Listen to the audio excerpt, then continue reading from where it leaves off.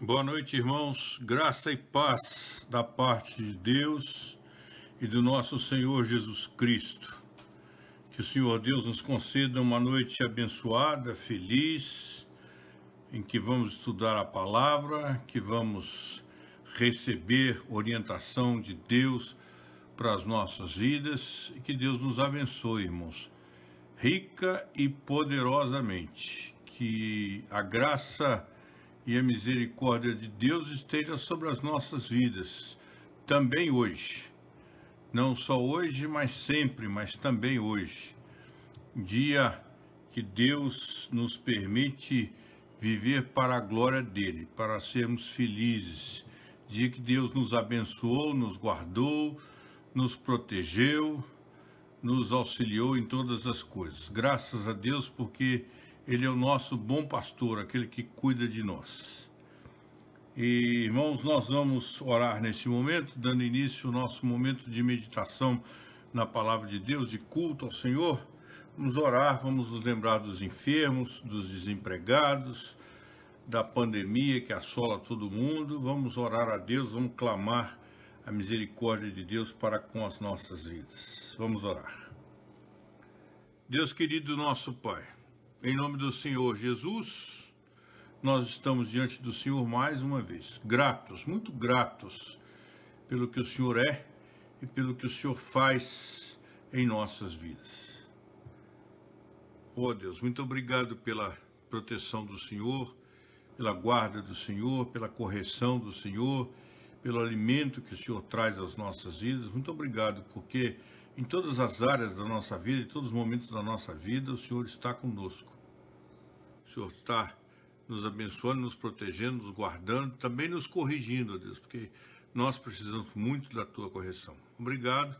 Obrigado pelos enfermos por que temos orado, por aqueles que estão melhorando, por aqueles que já estão quase saindo dos hospitais, aqueles que já estão em casa.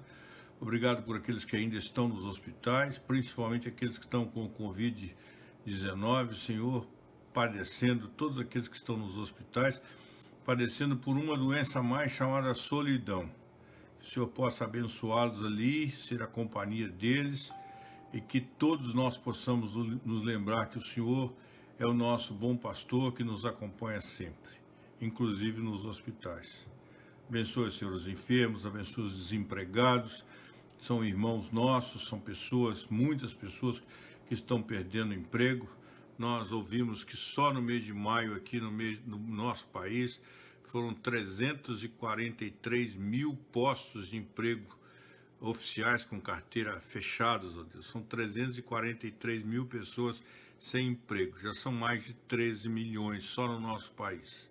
Que o Senhor abençoe aos desempregados e oramos na certeza que o justo não vai mendigar o pão nem a sua descendência. Por isso, Senhor, abra os olhos e abra a vida da tua igreja para que não deixe ninguém dentro da igreja passar dificuldade de alimento, dificuldade de remédio, dificuldade de vestir, e que a igreja possa ser esse socorro bem presente na vida dos filhos do Senhor.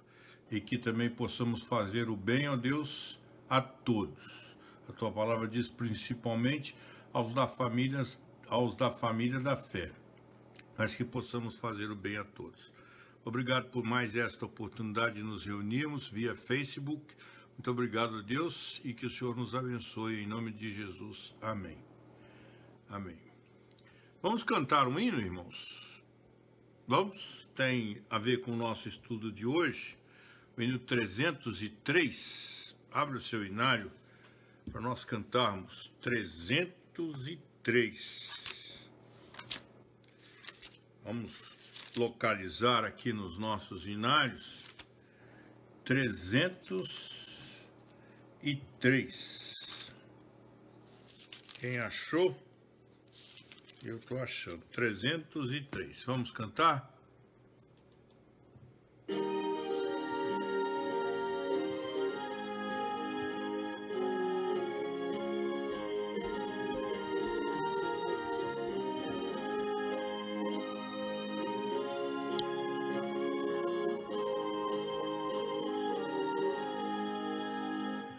pendão real vos entregou o rei, a vós, soldados seus. Corajosos, pois em tudo defendei, marchando para os céus. Com valor, sem temor, por Cristo prontos a sofrer. Bem alto erguei o seu pendão, firme sempre até morrer. Eis formados já terríveis batalhões do grande usurpador. Revelai-vos hoje, bravos campeões, avante sem temor. Com valor, sem temor, por Cristo prontos a sofrer. Bem alto erguei o seu pendão, firme sempre até morrer. Quem receio sente no seu coração e fraco se mostrar, não receberá o eterno galardão que Cristo tem pra dar. Com valor, sem temor, por Cristo prontos a sofrer. Bem alto erguei o seu pendão, firme sempre até morrer.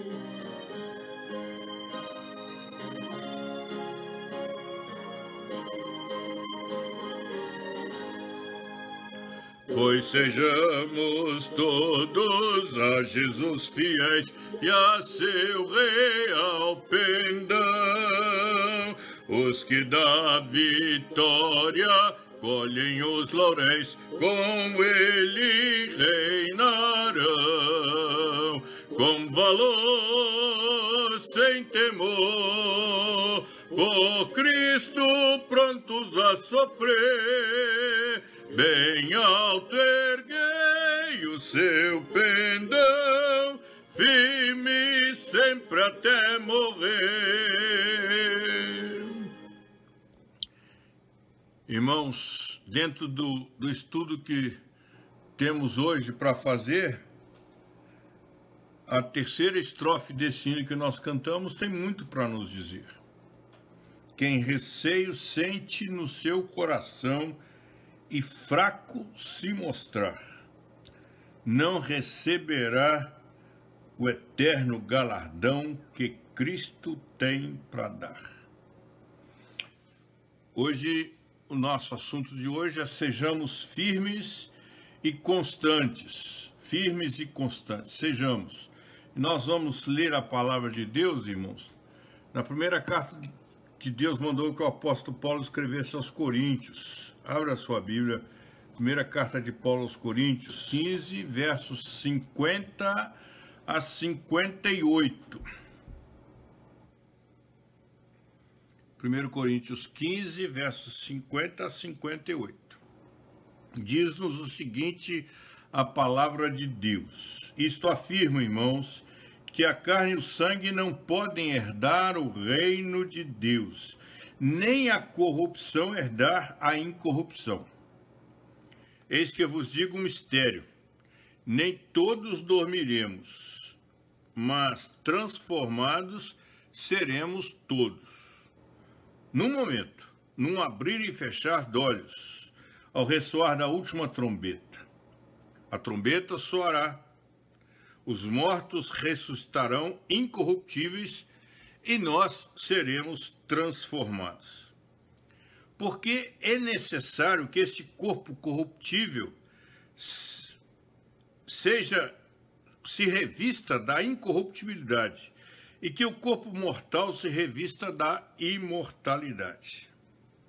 E quando esse corpo corruptível se revestir da incorruptibilidade e o que é mortal se revestir da imortalidade, então se cumprirá a palavra que está escrita: tragada foi a morte pela vitória.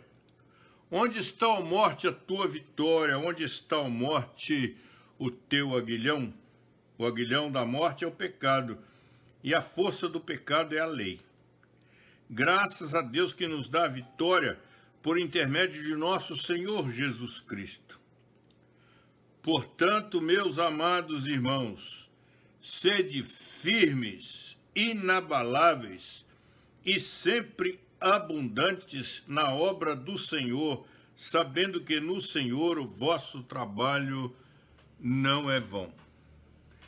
Sede firmes, inabaláveis ou constantes, sempre abundantes na obra do Senhor, sabendo que o vosso trabalho no Senhor não é vão. Irmãos, o convite de Deus para nós é para nós sermos firmes e constantes, inabaláveis.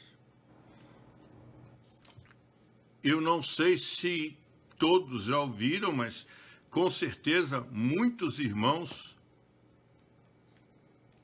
já ouviram falar num pastor chamado George Whitefield. Mas esse irmão, pregando no domingo, à noite na sua igreja, exatamente no dia que ele morreu, ele disse para Deus as seguintes palavras: Senhor Jesus, estou cansado no teu trabalho,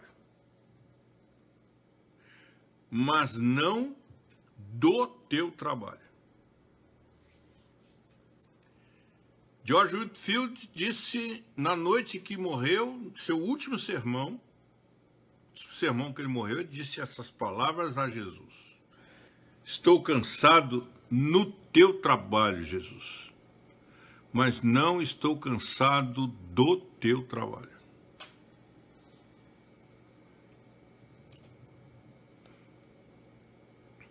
E às vezes a gente olha para a gente e a gente fica meio cansado, meio mole, meio desanimado. Puxa vida, a igreja não cresce, ninguém ajuda, tudo é para mim, tudo sou eu. Parece que lá na igreja só tem o meu nome.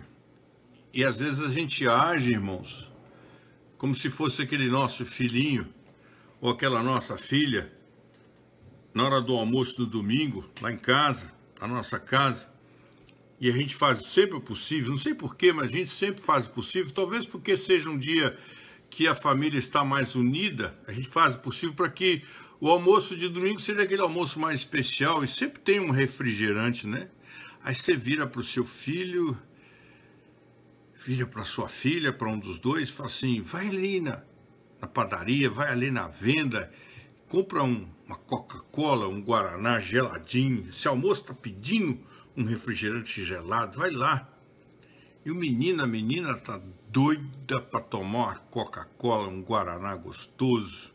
Mas olha para o pai, de novo eu. Mãe, parece que a senhora só conhece, parece que só tem eu aqui de indicar, tudo sou eu. E mostra um desânimo, uma má vontade para ir comprar aquilo que vai fazer bem, inclusive, a ele. E muitas vezes nós somos assim, irmãos, dentro da igreja, a gente olha e fala assim: mas de novo, parece que só tem eu, ninguém mais. E para nós, irmãos, que muitas vezes pensamos assim, a palavra de Deus nessa noite é: sejam firmes e constantes, sempre abundantes na obra do Senhor, sabendo que no Senhor o vosso trabalho não é vão. A Bíblia nos chama para sermos fortes, firmes e constantes. Que coisa maravilhosa. Que ensinamento precioso para nós. Porque isso vem sobre mim, vem sobre você, né? Não é característica sua ou minha, acho que sobre todos nós, de vez em quando bate aquele desânimo, aquele sentimento que só eu, como bateu em Elias, lembra? Bateu em Elias. Senhor, todo mundo te abandonou, só fiquei eu. Parece que aqui só é para limpar a igreja, é para cantar, é para ser presidente da UMP, presidente da SAF, é para ser diácono, é para ser presbítero, é para tudo. Para ser superintendente da escola dominical, para ser coordenador dos adolescentes. Parece que só tem eu aqui nessa igreja. E dentro dessa visão, dentro dessa característica que envolve a você, envolve a mim, envolve a cada um de nós, a palavra de Deus é essa: seja firme, irmão, e constante, e sempre abundante na obra do Senhor, sabendo, pode ficar sabendo, isso nós precisamos ter na nossa mente essa verdade. No Senhor, o nosso trabalho jamais será em vão. A história que eu vou contar para os irmãos é verídica, aconteceu mesmo. É a história de um pastor que se encontrava muito abatido, cansado, desiludido com o seu próprio ministério. E ele achava que o seu ministério era altamente ineficaz. Afinal de contas, estou no pastorado 20, 25 anos, a igreja tem 30 membros, 50 membros. Puxa vida, que fracasso! O pastor tinha essa ideia. E de vez em quando ele manifestava isso aos membros da sua igreja. E mostrava-se muito triste pelo fato de ele achar que jamais conduziram uma pessoa aos pés de Jesus Cristo. E às vezes esse tipo de pensamento também vem sobre a sua vida, irmão. Fala assim, não, eu prego o evangelho lá no meu trabalho, eu prego o evangelho lá na minha escola, nunca vi ninguém se converter. E às vezes isso traz um desânimo. A gente se sente desiludido, cansado, abatido. Fala, não vou pregar mais. Não adianta, prego, e ninguém se converte. Não é assim? Não acontece às vezes assim conosco? Passaram-se alguns anos, aquele pastor foi jubilado.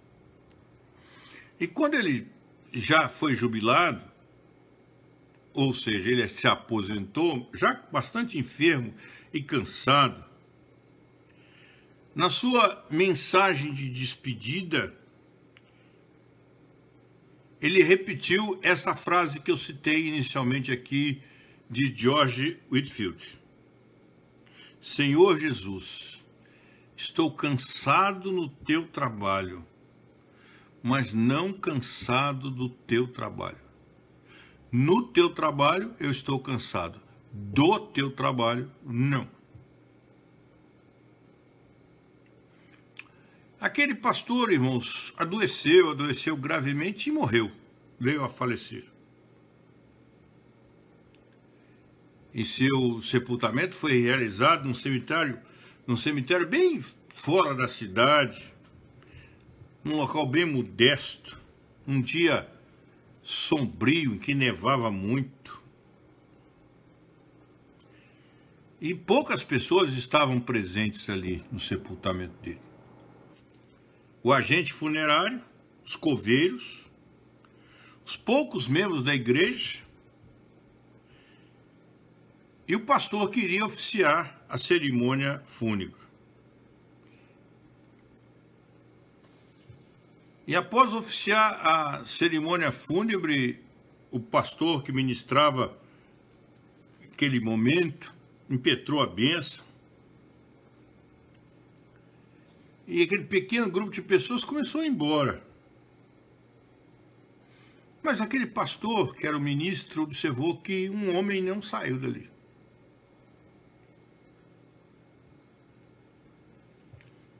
E esse homem passava o dedo assim, nos olhos, enxugando suas lágrimas, muito discretamente.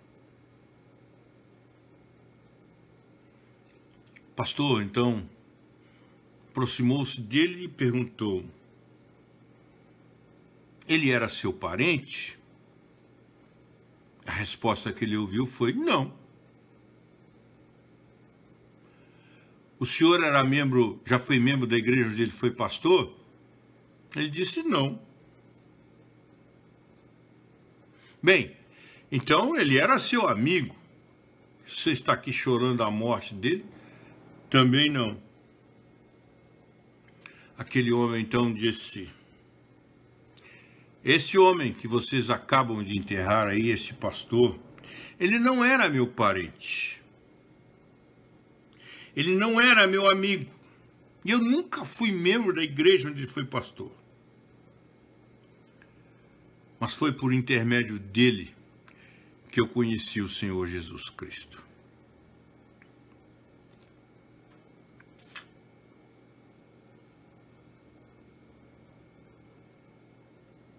Nunca conduzi alguém aos pés de Cristo. Esse mesmo homem às vezes dizia para a sua igreja, cansado, desiludido, abatido: se nós fôssemos dizer hoje, com a sua autoestima lá embaixo, ele dizia: nunca levei a Jesus Cristo. Mas lá no seu sepultamento, aquele homem dizia: não, ele não é meu parente, não é meu amigo, nunca foi meu pastor, mas foi por intermédio dele que conheci Jesus Cristo. Ele lançou a semente. E nós não podemos explicar, como já pregamos sobre isso essa semana, mas para você e para mim fica a palavra de advertência muito importante. Irmão, irmã, procure trabalhar na seara do Mestre Jesus de uma maneira incessante e diligente, a tempo e a fora de tempo,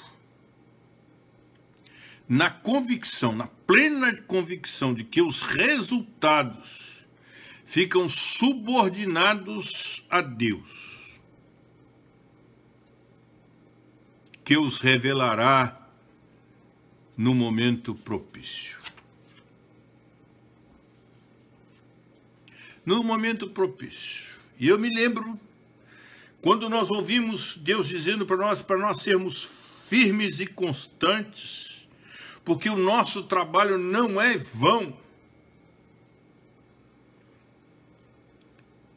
Eu me lembro de George Miller, aquele pastor que nasceu na Alemanha, portanto um pastor alemão, nascido na Alemanha, que foi ser missionário em Portugal. Aliás, foi ser missionário na Inglaterra, desculpe. Foi ser missionário na Inglaterra. E que trabalhou com crianças durante todo o seu ministério, com orfanatos. E em um orfanato, George Miller tinha 3.000 crianças. 3.000 crianças. Em um outro orfanato ele tinha 5.000 crianças. George Miller foi esse nosso irmão pastor que trabalhou com crianças na Inglaterra. E George Miller tinha 3 amigos que não eram crentes, que não eram cristãos. E às vezes nós, irmãos, de maneira errada, num conceito muito errado que está sendo difundido dentro da igreja, acho que a gente não pode ter amigo que não é crente. George Miller tinha 3 amigos que não eram crentes. E George Miller orou pela conversão dos seus amigos. E clamava a Deus pela conversão dos seus amigos. E pedia a Deus e orava pela conversão dos seus amigos, que o ajudavam tanto nos seus orfanatos, que eram companheiros, que eram amigos, que eram pessoas do coração de George Miller. e conta-nos a biografia de George Miller. Eu posso me enganar quanto aos números agora, mas mais ou menos isso. Que ele orou pela conversão do primeiro durante 9 anos. Ele orou durante 9 anos pelos 3, só um se converteu. E George Miller continuou orando. E o segundo se converteu 4 anos depois, ou seja, depois de 13 anos de oração pela conversão dos seus amigos, George Miller continuou orando. E George Miller continuou orando pela conversão dos seus amigos. 2 se converteram. George Miller morreu 5 anos depois da morte de George Miller. O terceiro se converte. Irmãos, a instrução bíblica para nós é muito clara. Sejam firmes e constantes. Firmes e constantes, sempre abundantes na obra do Senhor, sabendo que no Senhor o vosso trabalho não é vão. Desista não, irmão, de orar pela conversão da sua esposa. Não desista não, irmã, de orar pela conversão do seu marido. Desista não, irmãos, de orarem pela conversão dos seus filhos. Desistam não, irmãos. Vamos ler um texto da palavra de Deus lá em Isaías. Abra sua Bíblia, por favor, lá em Isaías capítulo 61. Isaías 61, 61. Olha o que diz o primeiro versículo aí, irmãos.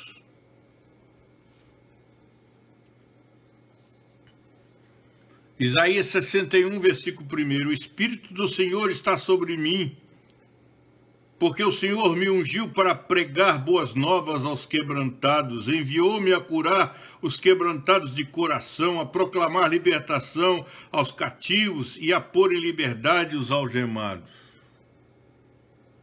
É isso? É isso? É sim, irmãos. Esse é o nosso trabalho. O Espírito do Senhor Deus sobre nós, nos ungindo.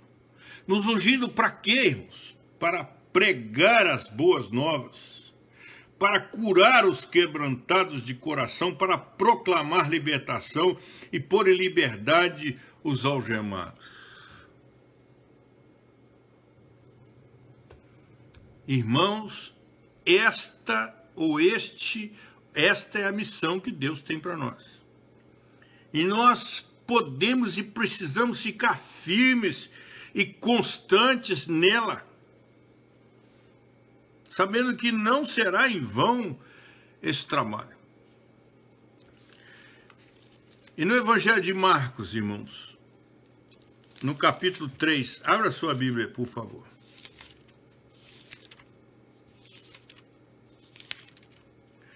Marcos capítulo 3, versículo 14. 13 e 14. Marcos capítulo 3, versos 13 e 14. Depois subiu ao monte e chamou os que ele mesmo quis, e vieram para junto dele. Então designou 12 para estarem com ele e para os enviar a pregar. Irmãos, é para isso que Deus nos chamou, para nós pregarmos o Evangelho. Vamos pregar o Evangelho. Ah, pastor, mas eu não sei, é difícil, tenho dificuldade. Você já pediu a Deus para te ensinar? Para mim vai ser difícil te ensinar, porque eu também não sei. Mas como a gente já ouviu tantas vezes, Deus não chama os que sabem, não. O versículo 13 aí na sua Bíblia diz que ele chamou os que ele mesmo quis. Se ele quis te chamar, ele te envia para pregar. E se ele te envia para pregar, ele te habilita a pregar, ele te ensina a pregar. com testemunho, com palavras, com leitura bíblica, com oração, não sei, tem 10 mil maneiras difíceis de pregar. Isso me faz lembrar, irmãos, uma historiazinha que aconteceu quando eu ainda era seminarista, lá na igreja da Mata Praia, igreja presbiteriana da Mata Praia. Eu era seminarista lá, e a presidente da chave me chamou e falou assim: ô irmão, eu estou precisando de um favor. Falei: pois não, minha irmã. Tem duas irmãs aqui na igreja, que são da SAF, que estão querendo sair, estão querendo ir para a igreja Maranata, porque diz que aqui na igreja não tem nada para fazer. Aqui na igreja não tem nada para fazer. Então elas vão para lá porque elas vão trabalhar, vão ser úteis ao Senhor. Aqui na igreja não tem nada para fazer. O senhor não podia nos ajudar, não, em fazer uma lista de coisas que essas irmãs poderiam fazer aqui na igreja, para elas não saírem da igreja? Eu falei: claro, irmão. Sentei, irmãos. E se não me falha a memória, eu escrevi 90, presta atenção, 93 itens que as duas irmãs poderiam fazer, que não faziam e que poderiam fazer no reino de Deus ali na igreja da Mata da Praia. 93, se não me engano. Que foram mais de 90 foram, mas se não me engano foram 93.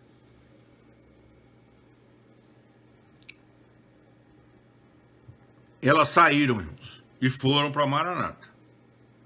Mas a razão não é porque não tinha o que fazer, não. Mas se Deus te chama para trabalhar, para pregar, como nós lemos aqui no Evangelho de Marcos, ele chama, e como chamou, quem ele quis. Quem ele quis.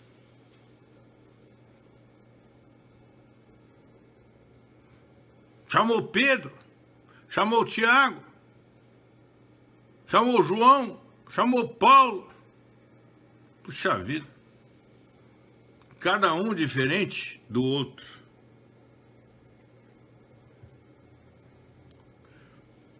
Vamos ler ainda um texto, irmãos.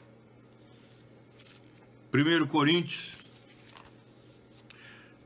Só quero te dizer uma coisa, irmãos. Você nunca vai ter justificativa diante de Deus para preguiça, para não ser firme e constante.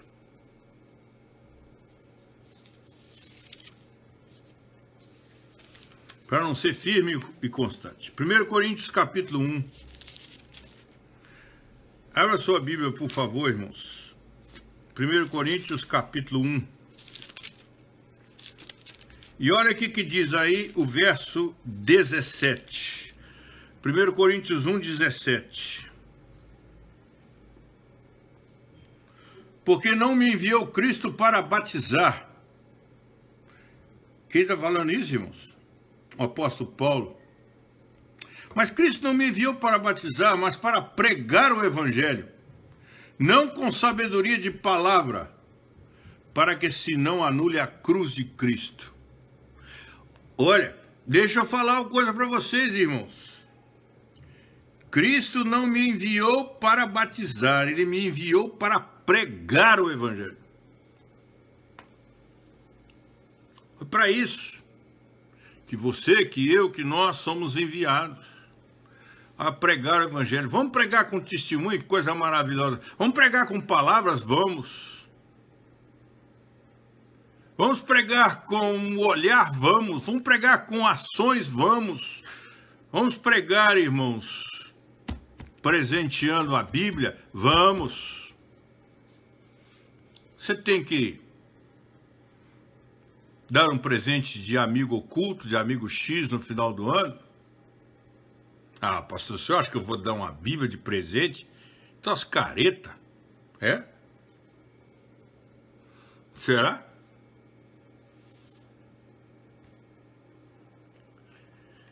E 2 Timóteo. Abra sua Bíblia, por favor. 2 Timóteo, capítulo 4. Achei na sua Bíblia. 2 Timóteo, capítulo 4. versículo 1 e versículo 2. Conjuro-te perante Deus e Cristo Jesus, que há de julgar vivos e mortos, pela sua manifestação e pelo seu reino. Prega a palavra, insta, quer seja oportuno, quer não, corrige, repreende, exorta com toda a longanimidade e doutrina. Prega a palavra, insta, quer seja oportuno. Não é oportuno dar uma Bíblia de presente no final do ano? Não é? É inoportuno? Então faça, porque é isso que a Bíblia diz para mim fazer, para você fazer. Quer seja oportuno ou não. Mas lá, pastor, no meu trabalho, na minha universidade, na minha escola, na minha vizinhança, é lá. Seja firme, irmão. Sejamos firmes, sejamos constantes, sempre abundantes na obra do Senhor, sabendo que no Senhor o nosso trabalho jamais será em vão. Eu queria ler com os irmãos ainda o texto de Romanos. Abra sua Bíblia lá em Romanos, capítulo 10. Romanos, capítulo 10.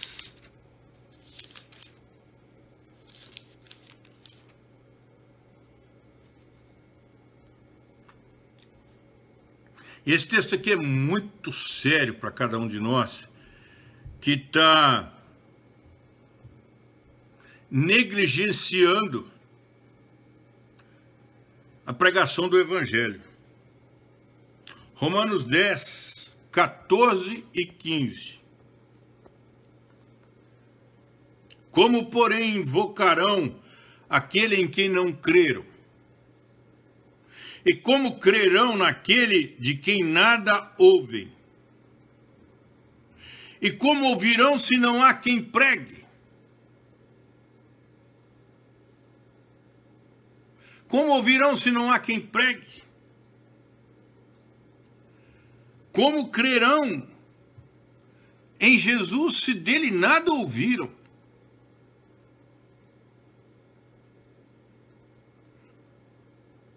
E como pregarão se não forem enviados? Como está escrito, quão formosos são os pés dos que anunciam coisas boas.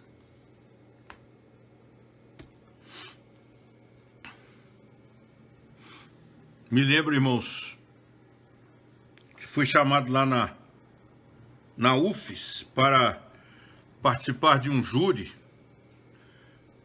sobre a eutanásia. Todo mundo sabe o que é eutanásia, né? Eutanásia é aquela que nós chamaríamos de morte assistida. A pessoa, quando não quer mais viver, por uma razão ou outra, por enfermidade, por doença, então ele tem o direito de ir até um lugar e tirar a sua própria vida. Acabar com a sua própria vida. Através de uma injeção, através de Normalmente através de uma injeção. Toma uma injeção e se mata. E em alguns países do mundo isso é oficial. Exemplo, a Suíça. Existe na Suíça as famosas clínicas de eutanásia, né? Normalmente para pessoas muito ricas. Porque as clínicas são caríssimas, porque são construídas em lugares belíssimos. Normalmente as pessoas morrem, as pessoas se matam diante de muitas flores, diante de muitos jardins, água, lugares bonitos. E acham que pós a morte vão para lá, né? Para um lugar assim. Acham. Mas eu fui convidado pelos estudantes de medicina e de enfermagem para participar desse júri simulado sobre a eutanásia. E quem defendia a eutanásia era uma juíza de direito lá de Vila Velha. E eu fui convidado para ser contra a eutanásia. Mas, irmãos, nós falamos.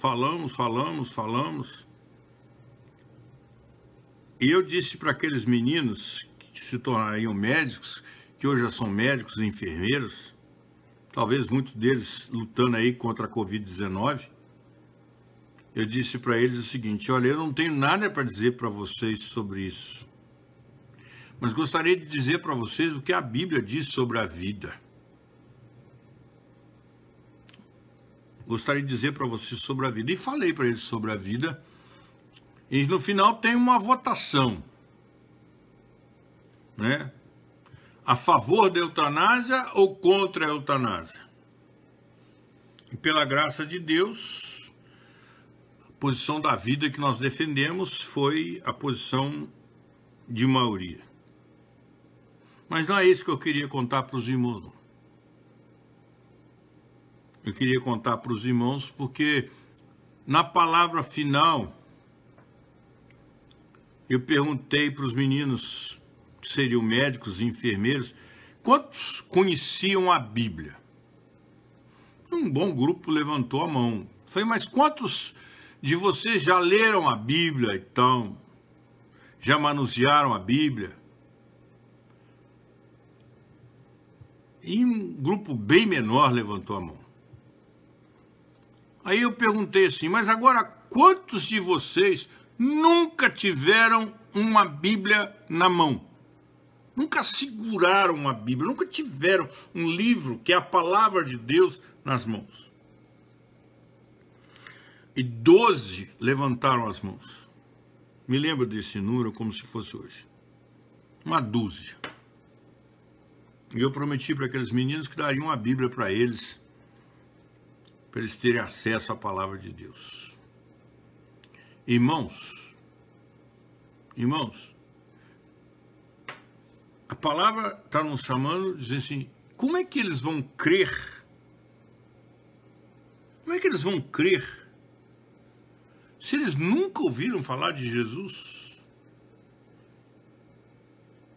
Como é que eles vão ouvir se eu não for lá, se você não for lá, se nós não formos? Olha, onde você vai, eu não vou. Onde eu vou, você não vai. Nós somos chamados, irmãos, por Deus. E somos chamados para sermos firmes e constantes. Firmes e constantes, abundantes na obra. Irmão, não reclame e não se canse da obra do Senhor. Talvez você diga como George Whitefield: Senhor Jesus, eu estou cansado no teu trabalho, mas não estou cansado do teu trabalho. E que Deus me ajude, Deus te ajude, para nós sermos estas pessoas, irmãos. Essas pessoas firmes, constantes na obra do Senhor. E não caça desculpa que você não é capaz, não. Você é capaz sim. Não pelos seus méritos, não pela sua capacidade, não por aquilo que você aprendeu, mas por aquilo que Deus é capaz de fazer na sua vida. Não se esqueça que o nosso Deus é tão capaz que um dia ele fez uma mula falar. Esse é o poder do nosso Deus. Ele pode me fazer falar, pode te fazer falar. Não, irmão, não caça essa desculpa, não. Não aceite no seu coração que você é um incapaz. O seu Deus te capacita. O Deus que te chama te capacita. Ele vai fazer, clama a Ele: Senhor, eu nunca falei de Jesus no meu trabalho. Me ajuda, Senhor, eu quero falar de Jesus. Eu quero proclamar o Evangelho. Não importa, irmãos. O Senhor vai te ajudar. Se você nunca fez, com certeza você vai fazer pela primeira vez. E que você e eu, que nós sejamos firmes e constantes. Amém? Vamos ouvir o nosso hino?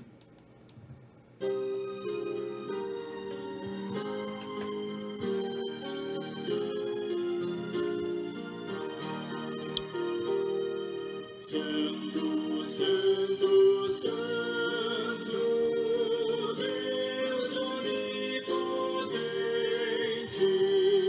louvam nossas vozes, teu nome com fervor. Santo, Santo, Santo, justo e compassivo, és Deus triunfo, excelso Criador.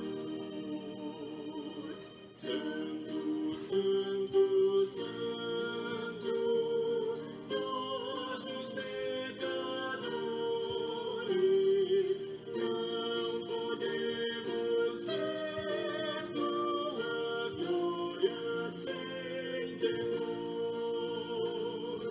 Tu somente és santo, só tu és perfeito, Deus soberano, imenso em teu amor. Santo, Santo, Santo, todos os remidos, juntos como os anjos, proclamam teu louvor. Antes de formar-se o firmamente a terra, eras e sempre és, e has de ser Senhor.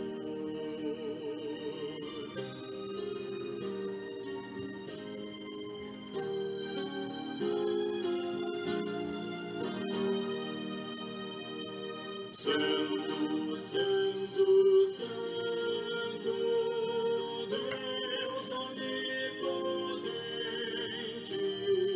tuas obras louvam teu nome com fervor. Santo, Santo, Santo,